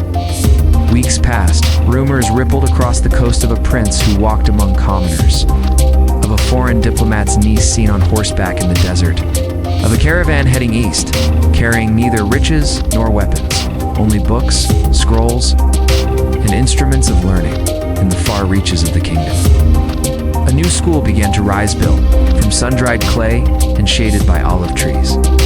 It welcomed children of every tribe, of every language. No banners flew above its gates, only a symbol carved into its stone archway, a ring encircling a crescent moon. There, Mir taught philosophy and mathematics. Eleanor taught language and history. And when the wind blew in from the west, they would sometimes stand on the steps, watching the dunes shimmer, remembering who they had once been, and smiling at who they had become. Because sometimes, the greatest legacy a prince can leave, is the choice to be more than one. But even as peace found its place in their hearts, a letter was already crossing the desert sealed with wax. Stamped with a new emblem neither had seen before, it was addressed not to Amir or to Eleanor, but to the new council of Safara, calling upon him for one final audience. Would Amir return to the land he had forsaken? If he did, would he walk in as a stranger or as something more? What choice would he make when the past knocks once more at the door they closed together? Not during the coronation of the Emir's brother, not during the great accord with the northern tribes, and certainly not for a simple announcement of engagement. But today, anticipation clung to every marble pillar like the breath of fate itself. Whispers rippled through the vaulted ceilings. Dignitaries arrived wrapped in velvet and silk. Tribal leaders crossed the polished floors in sand-colored robes. Even foreign emissaries gathered in the upper galleries, eyes sharp beneath gold-rimmed turbans. All had come for a spectacle, but none knew what form it would take. The prince had returned. After weeks of silence, after rumors of exile, after betrayal and broken alliances, he had asked to speak. Not to a few behind closed doors. Not through parchment or envoy. He had demanded to speak before the entire court, before the Emir, before the council, before the eyes of the world. The news spread like desert fire. And now, with the ceremonial hour approaching, the great bronze doors opened. Amir stepped into the hall not in regal procession, but alone. His robes were simple. A white tunic with no embroidery, no signet rings, no blade at his waist. The only thing of color was a small square of fabric folded into his sleeve, a handkerchief, carefully stitched with foreign initials. He walked with the calm of a man who had made peace with loss. The Emir, seated high on his walnut throne, watched him approach. His eyes betrayed neither warmth nor wrath, but something harder, the weight of legacy. On his right, the Grand Vizier stood with scroll in hand, prepared to declare the formal engagement between Prince Amir and Lady Liana bint Kamr. Liana entered moments later, draped in deep sapphire and silver. Her posture was flawless. Her smile faint, sculpted to suggest inevitability. As she approached, her eyes sought Amir's, but what she found there was neither affection nor fear. It was absence. The vizier raised his voice. On this day, before the holy walls of Safara, the house of Malik and the house of Kamr shall be united. I must speak, Amir interrupted. His voice was not loud, but it rang through the hall with crystalline clarity. A murmur surged. The vizier hesitated. The Emir narrowed his eyes. This is highly irregular, he warned. And yet necessary, Amir said. He turned to the court, his posture unshaken. I cannot accept this engagement. Gasps spread like wind through the chamber. Liana's face remained frozen, but her fingers gripped the folds of her gown. Amir continued, his voice steady, not out of disrespect for Lady Liana, and not from disloyalty to my father, but because this alliance has been built on deception. Documents have been forged, reputations have been sullied. An innocent woman has been destroyed in the name of convenience. That is not a marriage, that is tyranny. The silence collapsed into chaos. Court members whispered furiously. Some stood, others glared. The Emir rose, robes trailing down the steps of his dais. You accuse your own people? He asked, voice low with warning. I accuse no one out of vengeance, Amir replied, but I will not be complicit in a lie. From beneath his cloak, he withdrew a set of papers and presented them to the master of protocol sealed letters. Duplicated decrees, false signatures. He said nothing as they were passed from hand to hand. The evidence spoke louder than fire. Liana stepped back. She did not weep. She did not protest. She simply turned graceful. Haloan walked from the room, her departure quieter than the breath before a storm.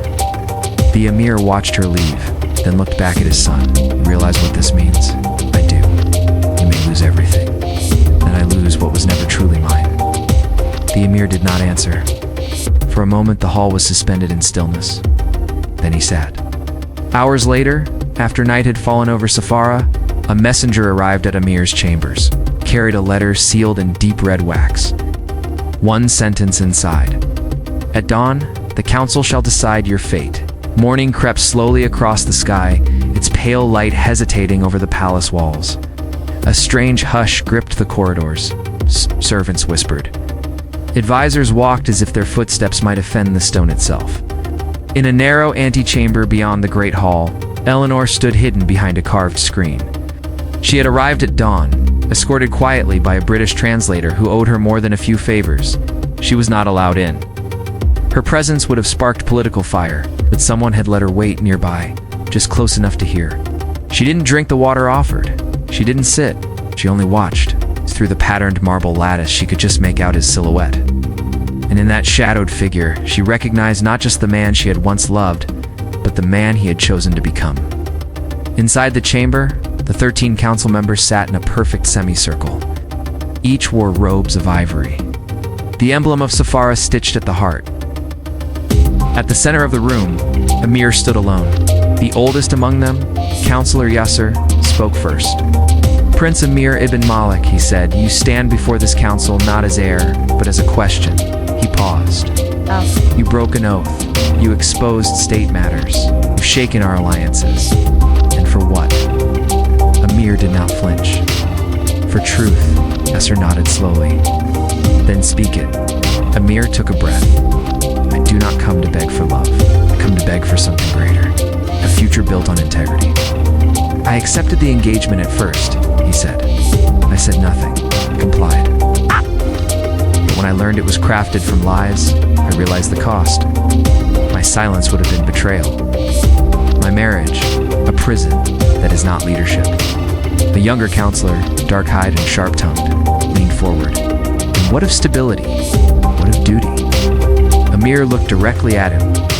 Stability that demands silence is not PSIT, is fear. The council chamber buzzed again.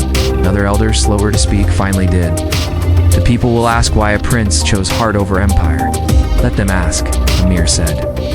Let them see a man choose what is right, not what is easy. The throne of Safara should not be an altar to sacrifice truth.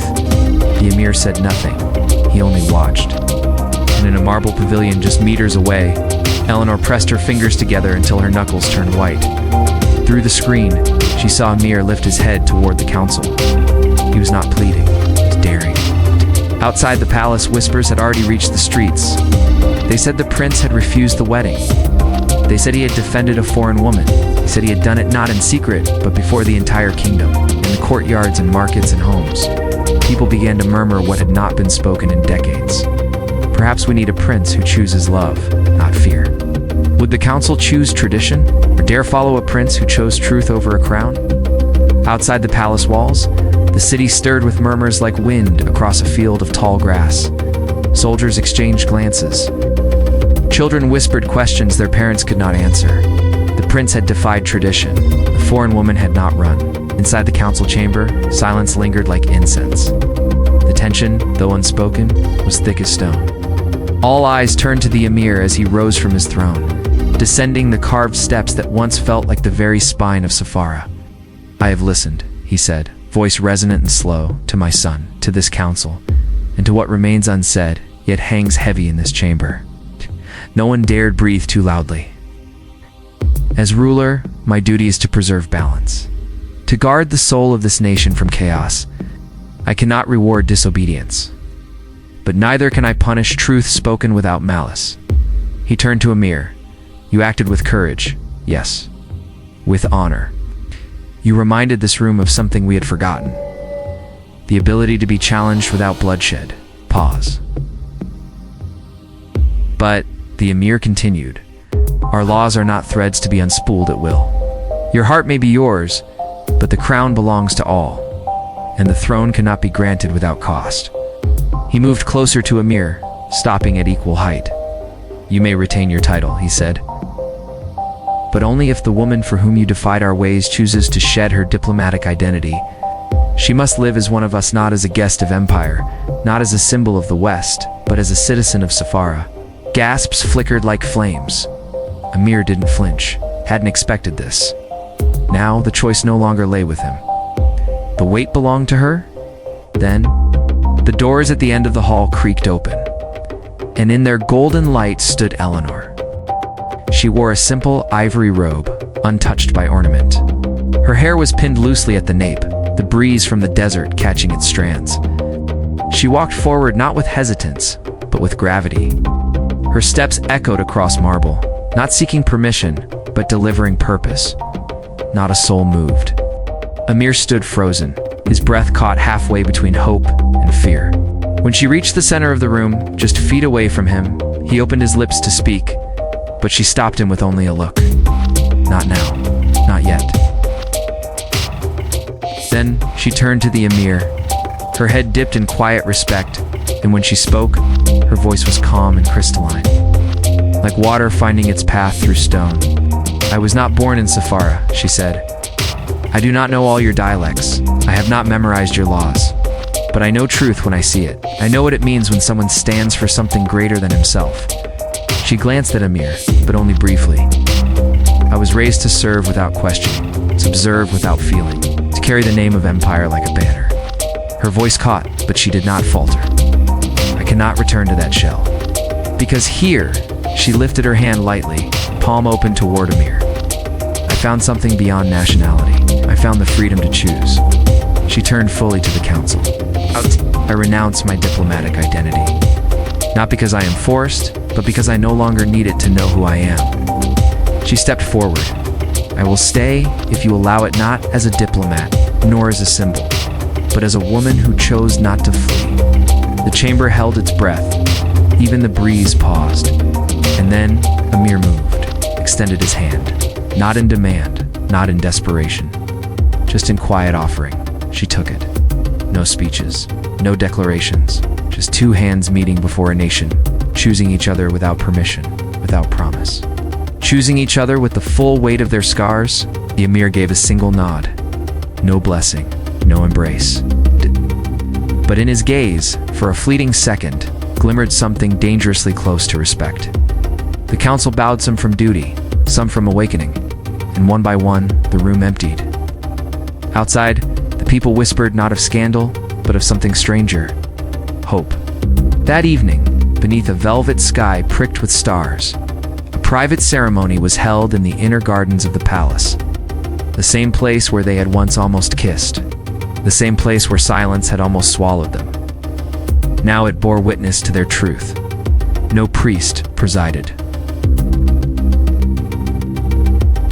Dressed in gray and humility, he spoke not of vows, but of rivers and roots, of how the hardest stones are carved by water over time, of how love is not declared, it is endured.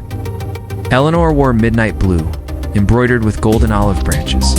Her hair was loose, bound only by a white ribbon. Mir wore his tunic with quiet grace, royal emblems barely visible beneath his belt. There were no rings, just hands.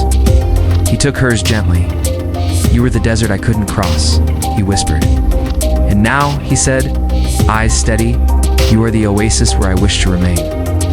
Instead, she placed her forehead against his. And when their lips met slow, sure, sacred the garden did not erupt in applause, it sighed.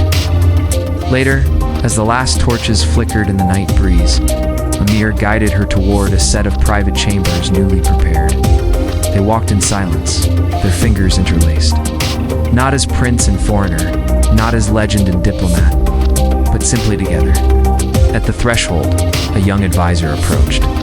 His expression was uncertain, but his hands carried something precious wrapped in linen, cradled as if it were a relic. Your Highness, he said softly, this was found in the Western archives. It belonged to your mother. Amir blinked. He took the bundle with care, unwrapping it slowly, a worn leather journal, dark, unadorned. At the corner, two initials, A.H. Eleanor leaned in.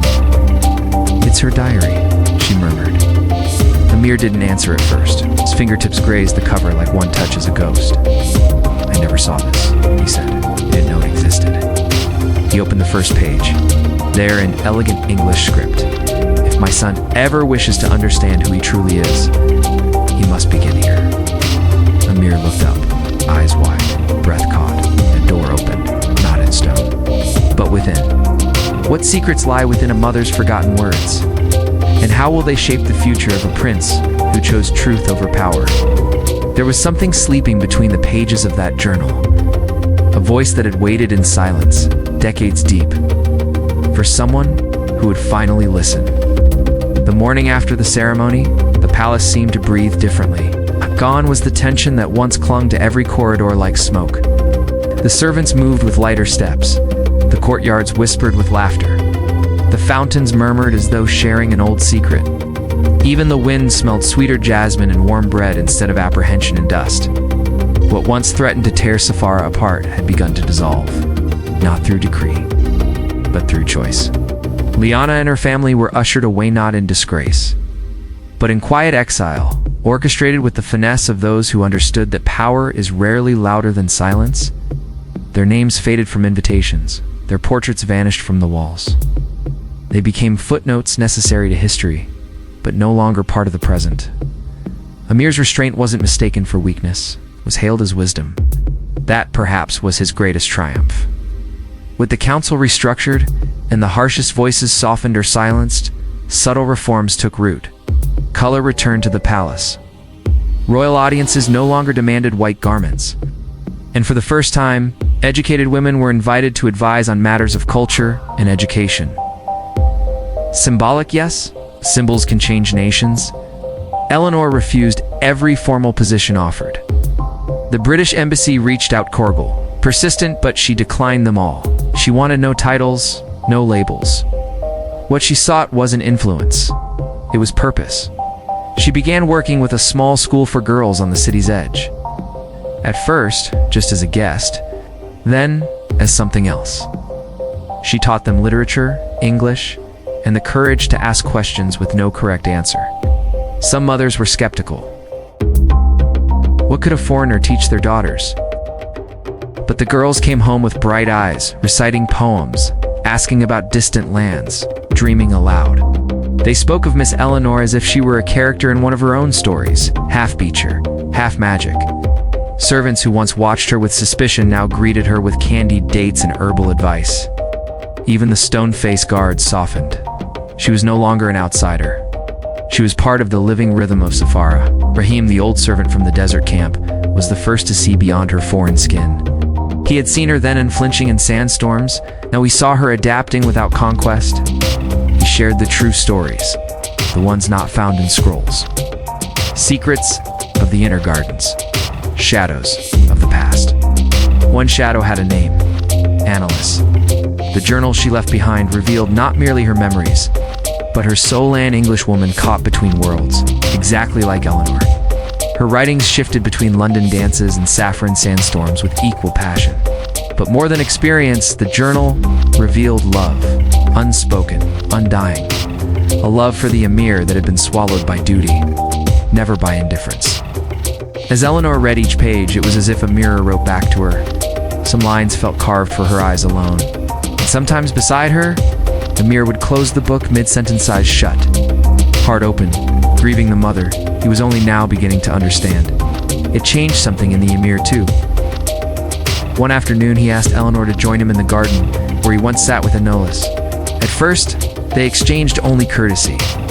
But in time, between hesitant silences and shared memories, something fragile took root. Not forgiveness, but understanding. Not between sovereign and subject, but between two people who had loved impossibly across lines drawn by others. Weeks passed. Spring arrived, shy and golden. The streets burst into color paper lanterns, woven garlands, music that slipped through windows. The scent of honey and cardamom drifted through every alley, and people began to smile. When they spoke of Emir, they no longer whispered. They called him the prince who chose with his heart. During the spring festival, Emir and Eleanor walked among the people unveiled, unguarded. No silks, no crown, just linen tunics, and fingers entwined. Children threw petals, old women lifted their palms in blessing. It wasn't spectacle, it was recognition. She leaned close and whispered, "There are no masks this time. No need for them," he whispered back. They moved through fruit stalls and dancers, past musicians playing the oud with joyous precision. At a public fountain, a little girl offered Eleanor a bracelet made of blue beads. Eleanor slipped it onto Amir's wrist. He didn't remove it. He wore it like a vow. That night, the terraces bloomed with light. The palace shimmered under stars. Eleanor stood on a balcony, the same one where she once watched the world in silence. Now, Amir's arm rested gently around her waist. Her head nestled against his shoulder. They didn't speak. They didn't need to. Love was not a perfect shelter. It was a decision. Daily, quiet, real. They both knew they had chosen well. Somewhere deep inside, they both felt it. Their love wasn't just theirs. It was the continuation of a story too long interrupted. A love once buried beneath silence, now given breath. Years passed, but that first moment, under the cruel sun of the desert, when the wind had torn her veil away and pushed her toward the impossible that memory had never faded. Time softened its edges, but it never dulled its truth. She still remembered the heat clinging to her skin, the fear like a drumbeat in her chest, and that lone rider appearing on the horizon, half threat, half fate.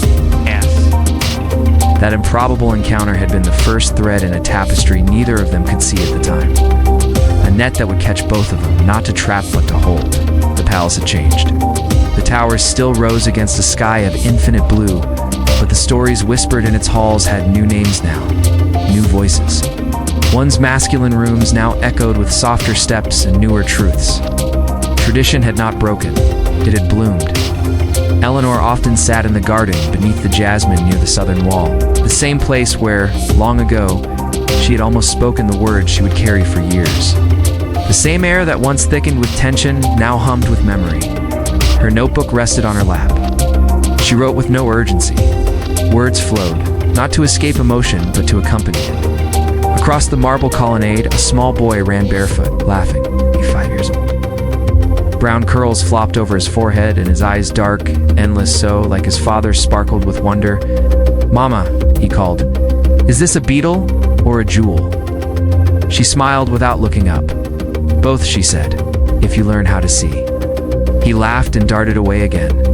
No one stopped him. Here, like in life, he was free to wander. A figure approached slowly across the Pathomir, carrying a bundle of scrolls tied in leather. His robe light his face calm in a way it had never been before. He sat beside her. No need to speak, their knees brushed. Familiar. Steady. "I was with the archivists," he said, unrolling a scroll. "They're adding your father's letters to the royal library. Your translations are clearer than the originals." She raised an eyebrow. "I only corrected the punctuation and the pomp." Laughed deep and low. Utterbrouted that rare sound she treasured most. Then he tucked the scrolls away as if the day could resume without fanfare. Their son returned, arms flung wide like wings. "Up! When can I go with you to the dunes?" Amir ruffled his hair. "When you can listen to the desert without fear." "How do I do that? Ask your mother." The boy turned to her, eyes round. She closed the journal. "You must get a little lost," she said. "Just enough to find your way back." He frowned, trying to grasp it. Amir and Eleanor sat watching him.